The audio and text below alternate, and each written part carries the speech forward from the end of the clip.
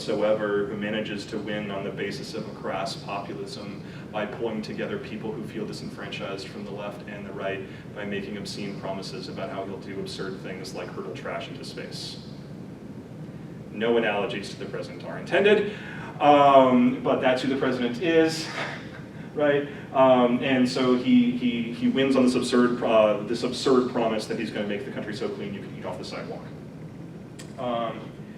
And he does this by forcing Canada and Mexico, basically forcing the NAFTA states, into an EU-style superstate that's called ONAN, the Organization of North American Nations. But of course, the joke that we're meant to see here is that the acronym ONAN is a reference to onanism, which is masturbation. And this being a book that's about self-gratification, right? He's made his country that everybody lives in name itself after self-gratification, the originary act of self-gratification. So he forms ONAN, and then once he's formed it, what he decides he's going to do is dump all the toxic waste of the country into New England with massive catapults that they have in Boston that are launching it up into like Maine and Vermont and New Hampshire.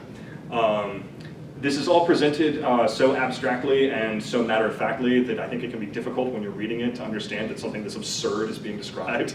But what they're talking about is how you can hear the catapults going all day and night, like through Boston, as they're launching all of their garbage into New England that they've turned into a toxic waste dump, which is now full of all sorts of rumored hideous deformities, babies that have been left there that grow and grow and grow but never mature and become giant feral room-sized infants.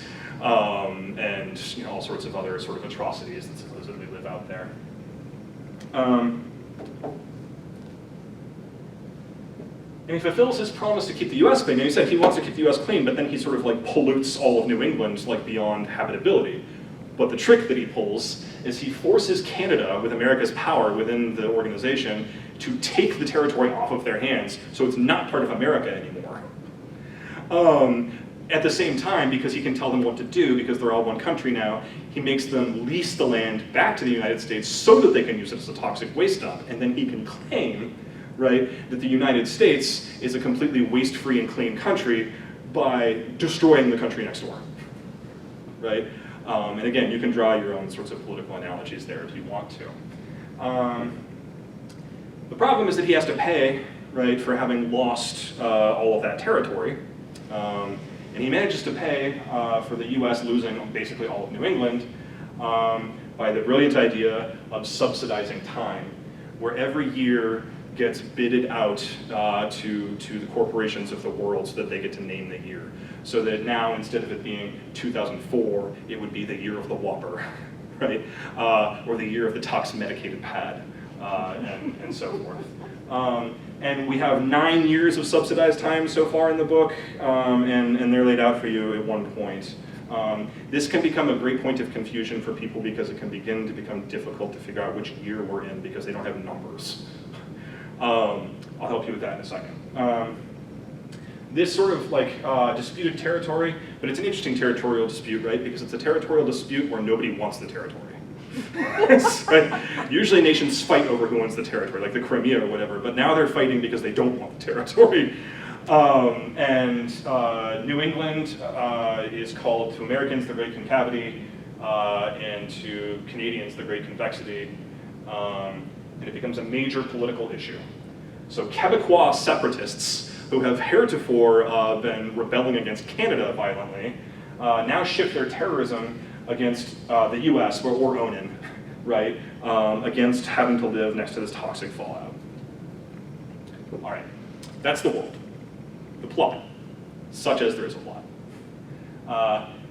James Owen Candenza became an experimental filmmaker late in life, and his last film, Infinite Jest, is lethally entertaining. So again, when somebody watches this, it ruins their ability to do anything but want to watch the film over and over and over again. And even if you take the film away, they seem to have basically become a vegetable who only wants the film. Nobody seems to survive this condition for very long. And if they do, they're not happy. Shortly after he finishes it, and before the book really takes up its action, he's committed suicide. You only see Candenza in living form a couple times in the book. A Quebecois separatist group called, my French is bad, Les Assassins de Fatih Roland, I think, the AFR, which means the wheelchair assassins. They're all bound to wheelchairs for reasons that get explained later in the book that I can go through in a question if we want to, but there is a reason for it, but it's absurd. Seeks the entertainment, that's what Infinite Jest is called, as a terrorist weapon that they're going to use against Onan so that they can try to get their separatist movement started. And then the Onan equivalent of the CIA, it gets its own acronym, is also seeking the entertainment because they want to stop the AFR from using it as a device to sort of destabilize Onanite society. And the machinations of each of these organizations are going to eventually wind up pulling together all of James Owen Candanza's family, right, and the tennis academy that he founded, the Enfield Tennis Academy, as well as Ennet House, the halfway house, which happens to be down the hill, right? And through this almost Dickensian, Charles Dickens, like weird contrivance of like really unbelievable coincidences, everybody who's involved with how this film got out into the world somehow winds up either at the tennis academy or at the halfway house, which happens to be down the hill. And you watch as the Onan CIA and the AFR both start to gradually figure this out over the course of the book. And they start to have their machinations to get there in a race to kidnap the characters that you've been reading about so they can find out where the entertainment, or the samizdat is the other thing people call it, which is a word for a banned book, where the samizdat is. Okay, well, basically then, in a way, there's actually a sort of like absurd potboiler spy novel in this book, right? And so when, like, for instance, we have James Owen Candanza's film that's like making fun of like 70s grindhouse films, right? But then worried that he likes them too much and he's losing the ability to parody them. That's going on here, where we have this like crazy sort of spy novel, right? That is overrun, and I mean overrun, right, through a sea of this sort of like modernist experimentation with representing the consciousness of drug addicts, right? To the point that like that plot kind of just gets buried, right? But it's there. Just some obstacles, some technical obstacles to understanding the book. Because of subsidized time, it can be hard to follow the chronology of events, but it's actually a lot easier if I just tell you a couple of things right now that you can go ahead and keep in mind. You figure them out as you read if you're really paying attention, but I'm just going to tell you because, I don't know, maybe that's cheating, but I think that he could make it easier than he does. The first chapter, which takes place in the year of Glad, is chronologically, in terms of the story's time, is the last chapter. It's the last event to happen in the story, okay? So that means that everything that happens after the first chapter is basically a flashback. So you have Hal have this disastrous interview when he's trying to get into college at the University of Arizona, and then everything that happens before is either in his senior year of high school or memories taken before that. So keep that in mind if you read it. One of the other things that you can notice, if you want to try and find out what the relationship of all of these years is to each other and when they all take place, I can cut through all of that. Like 80–90% of the book takes place in the year of the Depend adult undergarment, yep. Which gets acronymized as what acronymized? Is that a word? It should be. YDAU. By the way, that's 2009. And if we don't get to how I know that, like I can get into the critical arguments that have established it, but you can know pretty clearly that the year is 2009. Okay. Some people could go between 2008 and 2011, depending on how you, but anyway, if that's the kind of thing you feel like you need to know, that's there. Specifically, it even happens at 2 points. It happens the action is taking place in April, May of the year of the Depend adult undergarment, and that's when this AFR agent and the CIA agent, who are double agents and talking to each other, are having this long conversation about what the entertainment is and where it came from and why they want it, and it keeps checking back in on this conversation that they're having, where you also get, and that's where a lot of the plot gets revealed if you care about the plot, and at the same time, Warren Incandenza, the oldest brother in the Incandenza family, is calling his younger brother Hal and talking to him about a woman who's writing a magazine profile of him, right? Which winds up being connected to what's going on with the spies. I'll take your word for it. So it's pretty funny what happens. I don't know if I should worry about spoilers here, but I can't. A little bit, yeah. Yeah, I don't know. With a book like this, I don't know if it matters, but there's a big twist there. But that's all happening in April, May, and then most of the action really is even in October, November, where there's this couple weeks in the fall of Hal's senior year, when everything kind of goes south. Any other time that's happening is before this. So there's your chronology for you. And the reason that it's happening is it's meant to be giving you background information about what's going on with the characters in these two main moments of action. Okay. And so if you just want to keep in mind, just remember these are your two main periods, and just look at the month dates. You don't have to worry about the year. Just look at, is it April 1st or is it May? Is it April 30th or May 1st or whatever?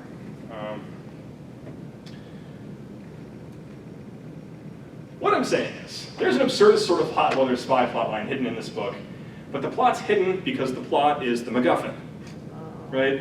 It's not the point of the story, it's just what gives you the occasion for the story, right? It's what makes all these characters move around, but what this book cares about is the characters, right? And you can tell because that's what it spends all of its time talking about.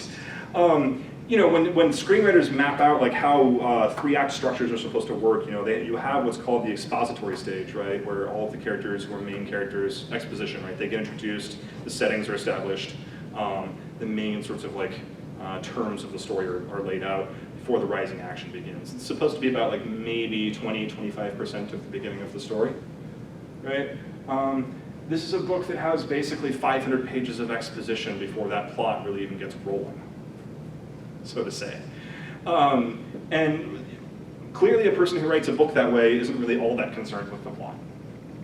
The plot basically disappears behind hundreds of pages detailing the life stories of minor characters and 200 pages of digressive footnotes about the world that the characters live in. And what Wallace is trying to tell you is that the plot isn't really the point.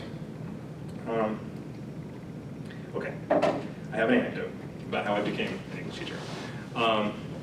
As I told you, I don't want to go back in the slides, but I have done some work on this other notorious artifact of literary culture called Gravity's Rainbow, which is a book that occupies the same sort of status of sort of like difficulty and literary greatness that Infinite Jest does in a lot of ways.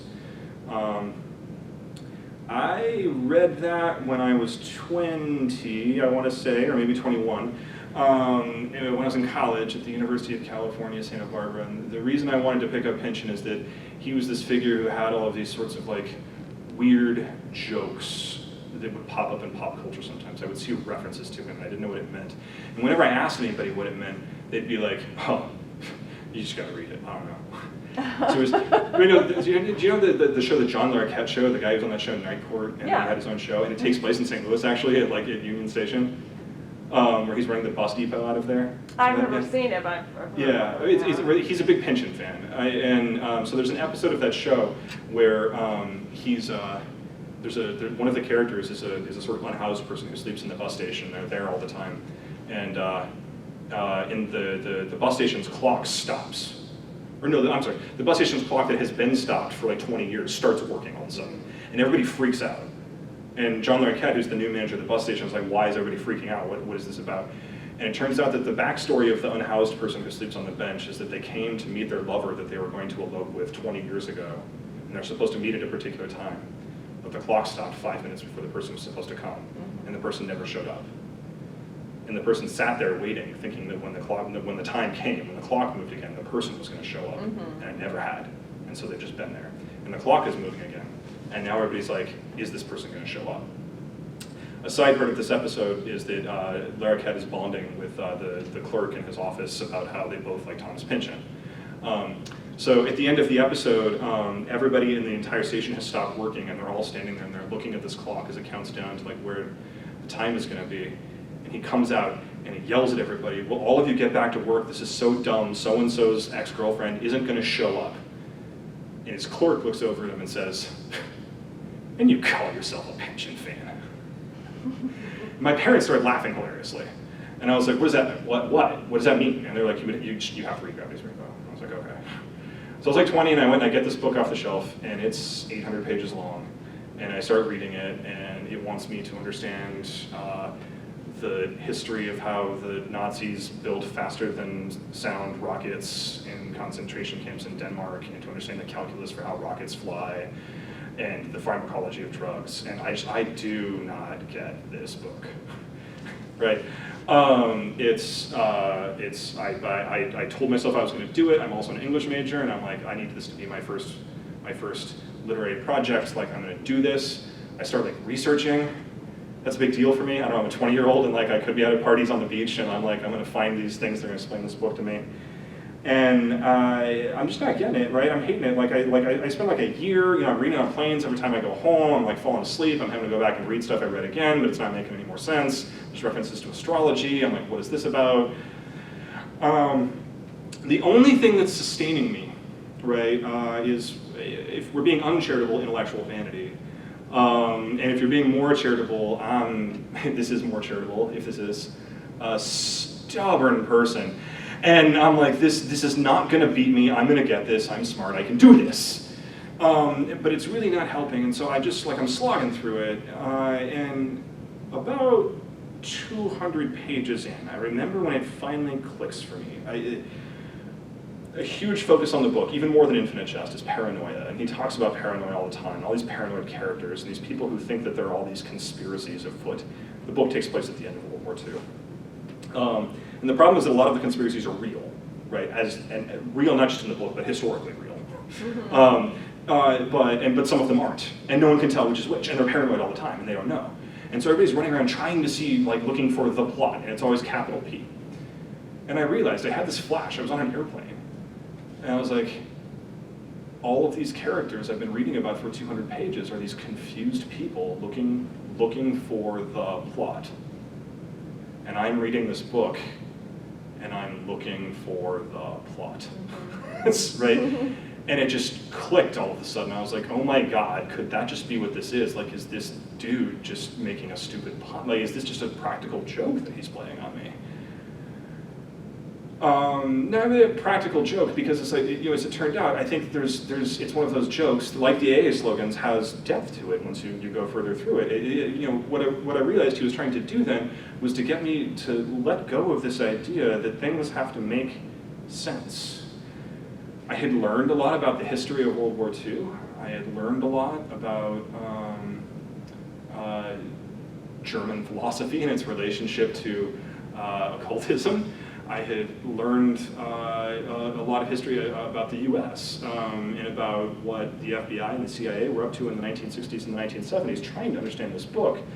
I had also pursued all of these digressions that he goes on, where he's got these sort of like long philosophical conversations between people when they bring up these really sorts of deep conversations about the nature of free will and language. And I realized that like all of that had been enriching me. All of that was an experience. And all of that is stuff that you can get if you just let go of having to think that the book totally makes sense and you're getting the point. And I realized that if I could just sort of ease up, the book was teaching me how to read it while I read it. It was this breakthrough moment, and I began to read it with greater and greater interest and more understanding as I went through it. I finished it, and I got to the end, and then I opened it up and went back to the first page, because I realized now I have to go back through and try to understand that thing again. And I did, and for better or for worse, that damaged my brain sufficiently that I wound up becoming an English PhD who wrote about Thomas Pynchon and authors like him. But what I want to say is that I would encourage everyone to try and have that same sort of openness, what the poet John Keats called negative capability, that he said that Shakespeare and other geniuses have had, which is the comfortableness to be confused. To be okay with not understanding, and to just open yourself to the information that comes in, find whatever enjoyment that you can, or stimulation intellectually, and see where it goes, right? And don't worry so much about trying to make everything into a single and coherent. Hang on. Okay, last section. Okay. So please recall that novels like this are metafiction. They're fiction about how fiction works. Infinite Jest is telling you that if you read the book for a point, you're missing the point. If novels should represent life, our lives don't have clear singular points, and they don't follow narrative arcs, right? Every film has this 3 stages of a beginning and rising action, falling action, and a climax, and then a denouement that sets the new routine. Your life doesn't work that way, right? You can make your life work that way, and we do oftentimes, right? When someone's like, oh, what's the story of how you did something? And you're like, well, let me tell you. And then you take all of your experience and you make it into one of these arcs. But what these post-45 novels are saying is that that's artificial. You have to make up a stop point, you have to make up an end point, and you have to filter out all of the information that doesn't matter, and you have to elevate information which may have seemed incidental at the time. It's just not the way that we go through the world, right? And so if we're trying to write books that help us see the way that we inhabit the world, which again is what we say a fiction is supposed to do, we need to get rid of that sort of sense of tidiness and of tied up ends. So with Infinite Jest, you can analyze the text with a microscope and try to connect the dots and pull a meaning out. And people do that, right? You can find all kinds of critics who are trying to do that. But what I'm going to tell you is that whatever meaning that they come to, it's not the meaning, right? And that's okay, because again, much like life, right? I mean, we have, who knows how many religions in the world, how many philosophical systems, how many political ideologies are the people who think that they've put all of the information of the world into a map, right? How do you say which one's right? Wallace is highly self-conscious about AA cliches that seem to have deeper meaning for him. But so here's one, right? And he says this throughout the book, right? About how like one day at a time and all that. What does that even mean? How can you say there's a higher power if I don't even know if there's a God? You want me to believe in a God just to believe in a God? He found that ridiculous. Yet he had to do it for the program, and he wound up being an evangelist of it. So here's one. It's about the journey, not the destination, right?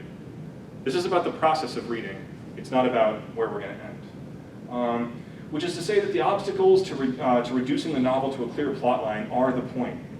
The book is about what you think and feel on the way to finishing it, not understanding what the whole meaning of the story was.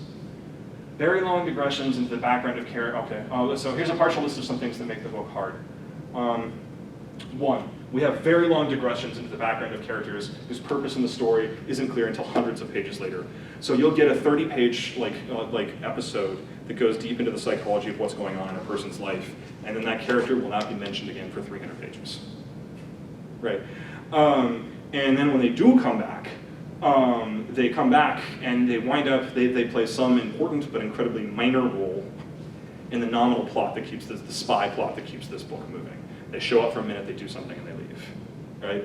They're like Rosencrantz and Guildenstern in Hamlet, right? The bit players who themselves were traumatized in Tom Stoppard's play, where he thinks to himself, like, well, what is it like to be these guys who are just on the periphery of this grand sort of Shakespearean tragedy, you know? He's, like Stoppard, he is giving voice to the minor characters. The digressions are often written in the voice of the character. So another thing that a lot of these books, not all postmodern books, but a lot of them do, and that he does, and he is legitimately a master at this, is he alters his prose style into the voice of different people so that you can tell like which characters are talking in many ways when he is thinking through their dialects. That can make comprehension difficult, right? For people who are trying to read it and figure out what's going on. There's a lot of drug slang from Boston in the 90s, among other things. And there's the footnotes. There's 200 pages of footnotes.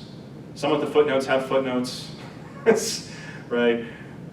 Some people would want to say, there are people who even argue about whether or not they're absolutely essential to the reading. The thing I would say is that really a lot of them feel like they're almost arbitrarily there. They're giving you information about stuff that I'm not even clear why he wants to give you that information, especially when he doesn't give you other information that seems relevant about other things. But then every once in a while, one of these footnotes will wind up divulging like absolutely fundamental details about a character or the plot. If you want to know which ones you really have to pay attention to, generally you know that you need to pay attention to the ones that are several pages long. But specifically, there will be some that are excerpts from the magazine article that the reporter is writing about Orrin and Cadenza. and that's where a lot of the plot actually rolls out. And there are also, towards the end of the book, there are actually 2 whole chapters that he puts in footnotes for reasons we can talk about. People argue about why, but anyway. So those big long ones, but really look out for places where it's either talking about James Owen Condenz's film career or where it's talking about the magazine article.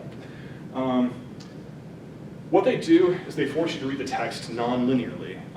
In a way, it's like the Wikipedia hyperlinking and clicking around, right? And he's writing this at the beginning of the information age. And when people asked him why he did this, it's because he said that he wanted people to not read books linearly, right? Which is when you barrel towards the end of a plot and a point, and to more sort of like wander the world and move circularly. And that's why he put these footnotes in. So my thesis is that all of these features are meant to make you stop paying attention to plot and start paying attention to the major themes of the story. And I've got 3 of those. 2 of them are backed up by quotes that David Foster Wallace made around the time that he wrote the book. 1, addiction and consumption. So this was an interview with Terry Gross on Fresh Air in 1997. You can hear the whole interview yourself. They still have it in their archives, and she replays it whenever something David Foster Wallace related happens in the world. Look, a lot of the impetus to writing Infinite Jest was just the fact that I was about 30, and I had a lot of friends who were about 30, and we'd all been grotesquely overeducated and privileged our whole lives, and had better health care and more money than our parents did. And we were all extraordinarily sad. I think it has something to do with being raised in an era when really the ultimate value seems to be, let's see, you make a lot of money, you have a really attractive spouse, or you get infamous or famous in some way. So that it's a life where you basically experience as much pleasure as you possibly can, which all ends up being sort of empty and low calorie.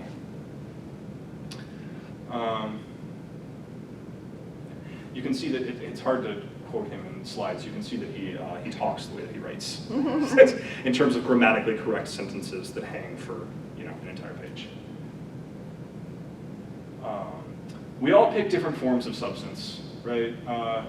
But the condition of modern life is one in which consuming, in one way or another, keeps us feeling fulfilled until it doesn't, right?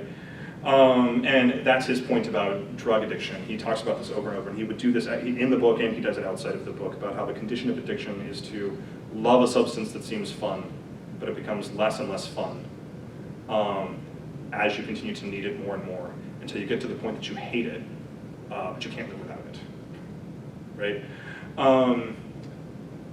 And he's suggesting that this is not just substances that there are this, but Wallace thinks that sort of consumption and addiction are things that sort of like enslave people in the modern world in all sorts of different ways. So we see dozens of different characters whose addictions run the gamut from drugs and alcohol, to fame, to professional success, to media fandom, to political ideology. And the book wants to give us all of the myriad ways that people become dependent on their consumption until their consumption consumes them, right? And if there is a central, moral, principled point of this book, I think that's it, right? And he basically said that in the quote before, right? He wants to dramatize how he thinks that is what life is like in America in the late 20th century. Theme 2, empathy and tolerance. And this is a quote that's in Burns' edited book, Conversations with David Foster Wallace. I don't remember which specific interview this is. If you operate, which most of us do, from the premise that there are things about the contemporary US that make it distinctively hard to be a real human being, then maybe half of fiction's job is to dramatize what it is that makes it tough. The other half is to dramatize the fact that we still are human beings now, or at least we can be. Yeah. The book focuses on all of these minor characters because it wants to restore them to humanity. These are people, as he will also mention many times in the book, that are in many ways the lost, the abandoned, and the overlooked of society. The folks that he talks several times about, urban dwellers who just give a wide berth to the people that they see in the street, right?